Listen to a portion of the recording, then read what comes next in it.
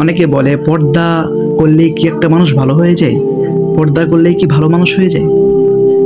আবার অনেকে তো এই কথাও বলে যে মনের পর্দা বড় পর্দা, বাইরের পর্দা লাগে না। নাউজুবিল্লাহি মিন যালিক। এ কথা যদি কোনো মুসলিম নারী বলে থাকে, মুসলিম ধর্ম কোনো নারী যদি এই কথা বলে থাকে, এই কথা বলার সাথে সাথে তো তার ইমানই চলে যাবে।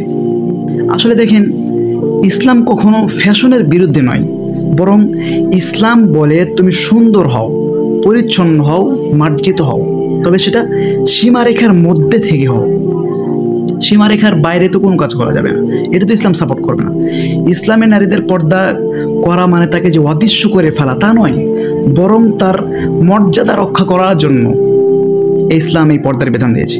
আজকের মডার্ন ফ্যাশনের নামে এমন কিছু পোশাক বের হয়েছে, এমন কিছু পোশাক চলছে যা শরীর ঢাকছে কম, দেখাচ্ছে বেশি। নাউজুবিল্লাহ। এই ফ্যাশনের কারণে একজন নারী নিজের অজান্তেই অনেকের কুদৃষ্টির শিকার হয়। আল্লাহ তাআলা নবী করিম সাল্লাল্লাহু আলাইহি ওয়াসাল্লামকে উদ্দেশ্য করে বললেন যে, হে নবী, আপনি মুসলিম নারীদেরকে বলে দেন, তারা যারা নিজের চাদরের কিছু অংশ নিজেদের উপর টেনে নেয়, এতে তাদেরকে চেনা যাবে, তারা উত্তক্ত হবে না। এখানে আল্লাহ তাআলা এটাই বোঝাইছে যে তারা যেন ইফতিজিনের শিকার না হয়, তারা যেন শান্তিতে বসবাস করতে পারে, শান্তিতে থাকতে পারে। এই জন্য আল্লাহ তাআলা এই পর্দার বিধান দিয়েছেন। পর্দা এটা তো কোনো শিকল নয়, পর্দা এক আত্মসম্মান, এটা তাদেরকে বেঁধে রাখবে, তাদেরকে জিম্মি করে রাখবে। এজন্য আল্লাহ তাআলা পর্দার বিধান দেন নাই।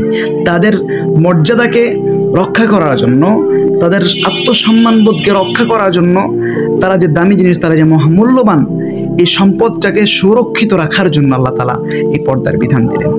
এই জন্য আমরা যারা পুরুষ আছি, আমাদের একটা দায়িত্ব, সেটা হলো আমাদের মা, আমাদের বোন, আমাদের মেয়েরা যারা আছে, তাদেরকে ইসলামের এই পর্দার যে বিধান, এই পর্দা সম্পর্কে তাদের ব্রেনের মধ্যে যে কুধারণা আছে, সেই ধারণা থেকে তাদেরকে বের করে নিয়ে আসতে হবে। এই পর্দাটা তাদেরকে কেন দেওয়া হয়েছে সেটা তাদেরকে বুঝিয়ে দিতে হবে। এটা আমাদের কর্তব্য, এটা আমাদের দায়িত্ব। আল্লাহ তাআলা আমাদেরকে বোঝার তৌফিক দান।